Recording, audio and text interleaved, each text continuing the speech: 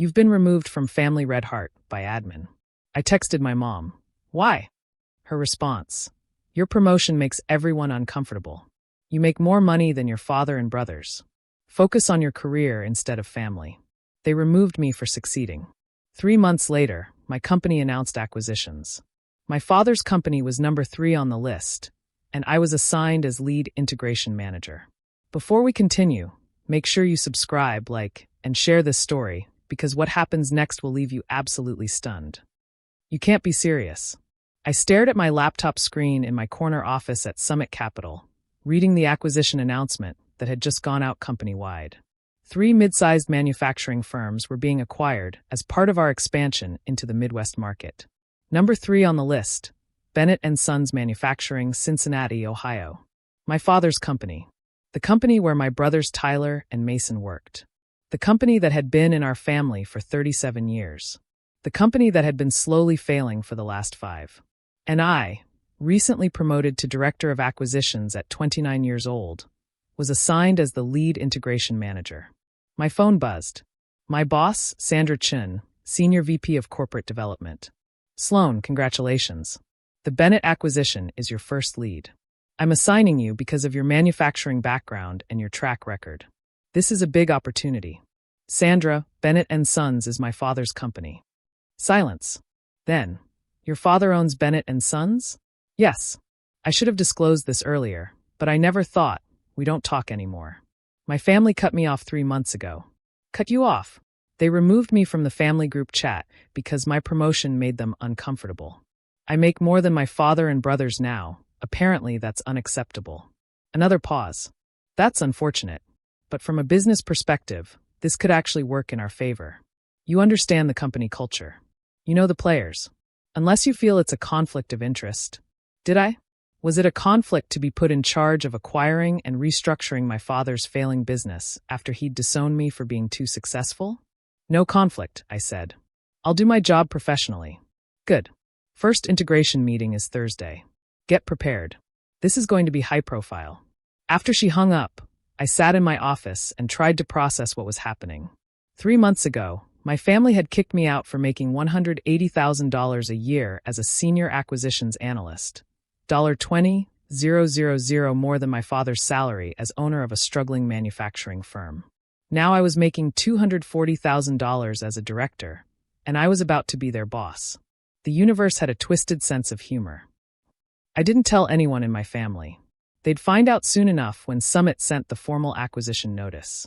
Instead, I spent 3 days reviewing every document about Bennett & Sons Manufacturing that Summit's due diligence team had compiled. It was worse than I'd thought. The company was hemorrhaging money. Outdated equipment. Lost contracts to overseas competitors. Poor management decisions. Declining workforce. My father, who'd built the company from nothing in the 1980s, had failed to adapt to the modern market. Summit was acquiring them for the real estate. The factory sat on valuable land near downtown Cincinnati, and the existing client relationships. The plan was to modernize operations, cut redundant positions, and either turn it profitable or liquidate it within 2 years. My job was to make that happen. Thursday morning, I flew to Cincinnati for the first integration meeting. The acquisition team from Summit included me, 2 financial analysts, and an HR consultant. We were meeting with Bennett & Sons leadership team, which included my father as CEO, my brother Tyler as COO, and my brother Mason as head of sales. I walked into the conference room at Bennett & Sons headquarters at exactly 9 a.m. The building looked shabby, dated, desperate. My father sat at the head of the table, looking older than I remembered. Tyler sat to his right, looking nervous. Mason to his left, looking angry. Their faces when they saw me were perfect. My father went pale. Sloan. Good morning, Mr. Bennett. I kept my voice professional, detached. I'm Sloan Bennett, Director of Acquisitions at Summit Capital. I'll be leading the integration of Bennett & Sons into Summit's manufacturing division. You can't be serious, Tyler said. You work for Summit? I've worked for Summit for 4 years. I was promoted to director 3 months ago. I sat down at the opposite end of the table, spreading out my documents. I understand this is unexpected, but I can assure you I'll handle this integration professionally, regardless of our personal relationship, or lack thereof. Mason leaned forward, his voice sharp. This is a conflict of interest. You can't be involved in this. There's no conflict. I have no financial interest in Bennett and Sons. I'm not an owner or shareholder. I'm simply an employee of the acquiring company doing my job. You're our sister, who you removed from the family group chat for making too much money, who you haven't spoken to in 3 months, who apparently makes you so uncomfortable with my success that you cut me out of your lives. I opened my laptop. But that's personal. This is business. Shall we begin? My father found his voice. I want to speak to your supervisor. You can. Her name is Sandra Chin, Senior VP of Corporate Development. Her contact information is in your acquisition packet. But I should warn you, requesting my removal from this project because of our personal history will only delay the integration, which will cost your company money it doesn't have. The room was silent. My father's face had gone from pale to red. Tyler looked like he wanted to disappear. Mason was calculating, trying to figure out how to turn this to his advantage. Let's talk about the integration timeline, I continued, pulling up a presentation. Summit plans to close this acquisition in 45 days. During that time, we'll be conducting detailed operational reviews, financial audits, and workforce assessments. Our goal is to identify inefficiencies and develop a restructuring plan that makes Bennett and Sons profitable. And if you can't make it profitable, my father asked, then Summit will exercise its option to liquidate assets, sell the property, and terminate operations. You'd shut down my company? Summit would shut down an unprofitable acquisition. That's how business works, Mr. Bennett. Surely you understand that. Over the next 2 hours, I walked them through Summit's integration process. I was professional, thorough, and completely detached. I pointed out every failing in their operations, every missed opportunity, every bad decision that had led them to this point. By the end, my father looked defeated. Tyler looked sick. Mason looked furious. I think that covers everything for today, I said, closing my laptop. My team will be on site next week to begin operational reviews. Please ensure all financial records, employment files, and operational data are ready for examination. As I stood to leave, my father spoke. Sloan, can we talk? Privately. I considered saying no, walking out, and leaving him sitting there with the consequences of his choices. But I was curious. 5 minutes. Everyone else filed out. My father and I sat alone in the conference room where I'd eaten lunch as a child when I visited him at work, where he'd taught me about manufacturing, about business, about building something from nothing. I didn't know you worked for Summit, he said quietly. Why would you? You haven't asked about my life in 3 months. You were too busy being uncomfortable with my success. That was your mother's idea. Don't. I held up my hand. Don't blame Mom. You went along with it. You could have said no. You could have been proud of me instead of threatened by me. I wasn't threatened. Then why remove me from the family chat? Why tell me to focus on my career instead of family? What did I do except succeed? Except work hard and get promoted and make a good life for myself. He was quiet for a long moment. You made more money than me. Than your brothers. It felt like you were showing us up. I was doing my job. I was good at it. And instead of being happy for me, you made me feel like I had to apologize for succeeding. I'm sorry. You should be. But sorry doesn't change the situation we're in now. Can you help us? Really help us? Not just do your job, but actually try to save the company. I looked at him, this man who'd taught me about business, about work ethic, about never giving up, who'd also taught me that family love was conditional. That success was only acceptable if it didn't threaten the men in the family. I'll do my job, Dad. I'll evaluate the company fairly, make recommendations based on data, and implement whatever plan Summit approves. If Bennett and Sons can be saved, I'll save it. If it can't, I'll close it down as efficiently as possible. That's all I can promise. That's cold. That's professional. Which is what you should have been 3 months ago instead of kicking me out for being successful. I left him sitting there and walked out of the building I'd visited so many times growing up. The building that might not exist in a year, depending on what my analysis showed. The operational review took 3 weeks. My team and I dissected every aspect of Bennett and Sons operations. What we found was a company that had stopped innovating in 2010. Outdated equipment that should have been replaced years ago. Safety violations that OSHA would shut down if they knew. Nepotism that had put unqualified family friends in key positions. Tyler, as COO, had no idea how to manage operations. He'd been promoted because he was the oldest son, not because he was competent. Mason's sales strategies were 15 years out of date. And my father, as CEO, had stopped adapting to market changes and was running the company the same way he had in 1995. I compiled everything into a report and presented it to Sandra and Summit's executive team. This company is failing because of poor leadership and refusal to modernize, I said, presenting my findings. However, the underlying business model is sound. If we replace management, invest in new equipment, and implement modern operations, Bennett & Sons could be profitable within 18 months. What's the investment required? Sandra asked.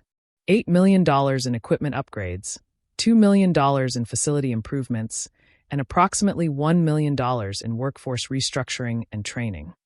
That's significant. It is. But the alternative is liquidation, which would net us the property value, maybe $12 million, and nothing else. If we invest and succeed, Bennett & Sons could generate $5 to $7 million in annual profit. And your recommendation for management? This was the moment I'd been dreading. Complete replacement. Current CEO, COO, and head of sales should be terminated. None of them have the skills to lead a modern manufacturing operation. Those are your father and brothers. Yes, which is why I'm recommending we bring in outside leadership. No family bias, no personal relationships. Just competent management. Sandra studied me. You're recommending we fire your father? I'm recommending we fire a CEO who's run his company into the ground and refused to adapt. The fact that he's my father doesn't change the data. The executive team approved my recommendations. I had to be the one to tell them. Summit's policy was that the integration lead delivered termination notices to executive-level positions. I flew back to Cincinnati and scheduled a meeting with my father, Tyler, and Mason. They knew something was coming. The operational review had been brutal, and they'd seen my team's questions. Summit's executive team has reviewed my analysis and recommendations, I began. The company can be saved, but it requires significant investment and operational changes. My father leaned forward. What kind of changes? Management changes. Effective immediately, you, Tyler, and Mason are being terminated from your positions. The room exploded. You can't fire us, Tyler shouted. This is our company. It's Summit's company now. You sold it. And Summit has decided that current management is incapable of turning the company around. This is because of personal grudges, Mason said. You're getting revenge. This is because of data. Because of 15 years of declining performance. Because of outdated equipment, lost contracts, and poor leadership. I didn't make these decisions based on personal feelings. I made them based on facts. My father stood up, his voice shaking. I built this company from nothing. I gave my whole life to this business. And you're firing me? Summit is firing you.